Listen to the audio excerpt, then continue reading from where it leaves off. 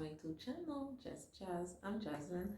Aujourd'hui, ça va être la suite de ma dernière vidéo. Donc, comment se défaire d'une mauvaise relation ou d'une relation toxique comme que le monde aime dire. Et certains points qui vous aideraient dans le fond à pouvoir aller au-delà de cette relation. Mais avant tout, you already know the deal. Like, subscribe, comment, laissez-moi un petit commentaire. C'est toujours très apprécié personnellement, c'est ce que j'aime le plus. Parce que j'aime savoir ce que vous pensez de mes vidéos et avoir certaines astuces si vous en avez. Donc, je suis ouverte à tout. Alors, n'hésitez pas et sans plus tarder, on va commencer cette vidéo. Première chose que vous pourriez faire pour vous défaire d'une relation toxique ou d'une mauvaise relation, très important de savoir ce que vous voulez réellement, de vous donner de la valeur, mais surtout de savoir si dans la situation que vous êtes en ce moment, si vous êtes capable de vivre comme ça. Parce que souvent, on accepte des choses, puis on n'aime pas ça. On n'est pas capable de continuer à vivre comme ça, mais on reste dedans. Pourquoi? Parce qu'on met nos émotions et nos sentiments de l'avant. Donc, si on enlève les émotions, on enlève les sentiments et on réfléchit avec notre tête, demandez-vous réellement, sincèrement, est-ce que je veux vivre comme ça toute ma vie? Personnellement, c'est juste de savoir que le temps passe tellement vite et on ne peut pas retourner en arrière. Donc, si vous êtes dans votre jeunesse, dans votre vingtaine, dans votre trentaine, bref, vous êtes dans une période de votre vie où ce que vous dites, j'ai toutes mes capacités, j'ai beaucoup de potentiel, je peux faire beaucoup de choses. Donc, pourquoi vous acceptez dans cette sphère de votre vie de souffrir? De souffrir au nom de l'amour, dans beaucoup de relations, l'amour n'est pas suffisant. Donc, demandez-vous ça. Est-ce que vous êtes capable continuellement de vivre soit dans la tristesse, soit dans la confusion, soit dans le doute, soit dans la déprime? Bref, est-ce que ce que vous vivez en ce moment, vous êtes capable de vivre comme ça pendant longtemps? Mais surtout, est-ce que c'est ce que vous méritez? Un deuxième point, je dirais, c'est d'aller à la racine du problème. C'est de se demander encore une fois la raison pour laquelle vous restez dedans. La vraie raison pour laquelle vous restez dedans. Mais est-ce que je m'aime? Est-ce que je me value en tant que personne? Souvent, c'est soit la solitude, la peur de la solitude. On a peur de se retrouver seul. On est tellement habitué à ce genre de fonctionnement, à cette relation qu'on ne veut pas aller voir ailleurs. On a peur de recommencer à zéro. On a peur de ce que les gens vont dire. C'est peut-être des traumas du passé qui vous ont amené vers ce chemin-là et que vous n'avez jamais remarqué que, waouh, finalement, ce qui m'est arrivé lorsque j'avais tel ou tel âge m'a amené à accepter telle chose de différents types de personnes ou d'une relation. Bref, c'est vraiment d'aller à la source du problème pour réellement comprendre le pourquoi vous restez dans une relation qui ne vous plaît plus ou dans laquelle vous êtes vraiment plus heureux. Le troisième point, ce serait de régler le problème. Facile à dire, pas facile à faire, je vous donne, mais attendez un instant. C'est de aller chercher les ressources qui vont vous aider à régler ce problème. Donc, soit par des ressources extérieures, soit par, pour ma part, la prière, la paix, d'aller chercher une paix d'esprit qui est très importante aussi si vous avez peur d'être seul, de vous retrouver seul, c'est d'être en paix avec soi-même, c'est d'être bien avec soi-même. Et ça, c'est vraiment beaucoup à travers la prière pour ma part, un petit truc comme ça. Mais sinon, c'est d'aller chercher les ressources qui pourraient vous aider à passer à travers ce problème. Et aussi afin que cette situation ne se reproduise pas avec une autre personne. Parce que vous pouvez vous demander, est-ce que je veux vraiment ça?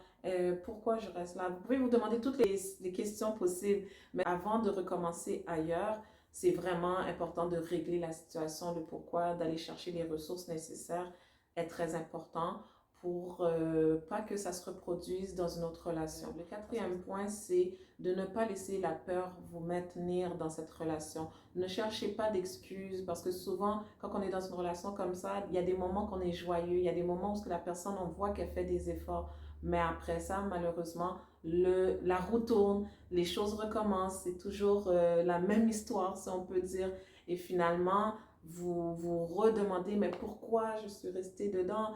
Donc, pourquoi je connais toutes ces raisons-là, pourquoi je continue à rester dans cette relation. Bref, ça va juste plus vous décevoir parce que je connais ça vraiment bien d'être heureux et après tomber de haut, recommencer à être heureux et retomber de haut, ça va juste être encore une fois une roue toxique qu'il faut briser et de trouver des excuses ou de maintenir une relation par peur ou encore juste basé sur des bons souvenirs. Ça, c'est vraiment un piège, donc à éviter absolument. Dernier point, ce serait de vraiment pour briser tout ça, quand vous avez fait ces étapes-là, moi, je trouve que l'important, c'est de ne pas rester seul à ce moment-là. Quand vous faites ce cheminement-là, il est trop tôt pour rester seul. Les souvenirs vont revenir, là.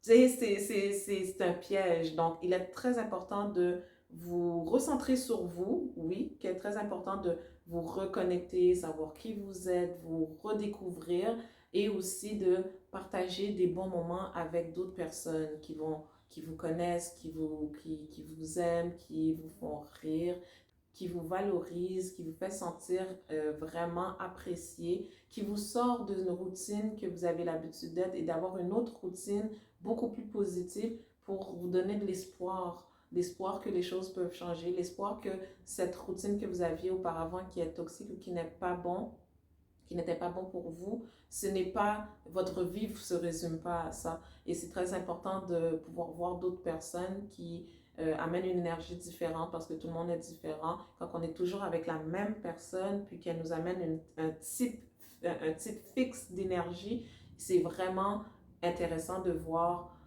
d'autres personnes, puis de voir les autres énergies, qu'est-ce que d'autres personnes peuvent vous amener tout simplement. Ça fait du bien, ça valorise, et ça met un baume sur votre cœur. C'est vraiment super important de ne pas rester seul. Oui, c'est important de se découvrir, d'avoir des petits moments de solitude, vous remettre en question, savoir qui je suis, qu'est-ce que je veux, qu'est-ce que j'aime. Parce que pendant qu'on est dans une relation, on se focalise beaucoup sur la personne et on s'oublie. Fait que c'est très important et c'est intéressant de pouvoir voir d'autres personnes, d'avoir ces moments de solitude, d'introspection et pouvoir se redécouvrir. C'est vraiment merveilleux. Forgez-vous de nouveaux souvenirs, faites-vous de nouveaux souvenirs. Vous pouvez même parler avec des couples que soit vous admirez ou que vous voyez qui sont ensemble depuis longtemps. Il n'y a aucun couple parfait, mais des couples qui peuvent vous encourager à avoir une relation saine, à comprendre qu'il y a des relations saines et à comprendre aussi qu'est-ce que vous auriez pu faire de différent dans votre relation, etc. Donc, s'entourer de bonnes personnes, c'est vraiment le must pour pouvoir passer à travers d'une relation où il y avait juste une personne dans votre vie et qu'il était très difficile de vivre dans cet environnement. Les mauvaises relations, on en a toutes eues et j'ai pu passer à travers certaines relations parce que j'étais très attachée avec la personne en faisant ces étapes-là parce que juste en faisant une chose, c'est passé. Quand on est attaché, quand on dit le soul tie is something for real. Et en parlant de soul tie, justement, mes prochaines vidéos vont être au sujet des soul ties. Donc, comment savoir si on a un soul tie parce qu'il y a des bons et des mauvais soul ties et comment se défaire de mauvais soul ties. So, voilà tout pour cette vidéo. J'espère que vous avez apprécié. N'oubliez pas de me laisser un petit commentaire, un petit j'aime ou un petit partage, toujours apprécié. Et sur ce, je vous dis, see you for our next video.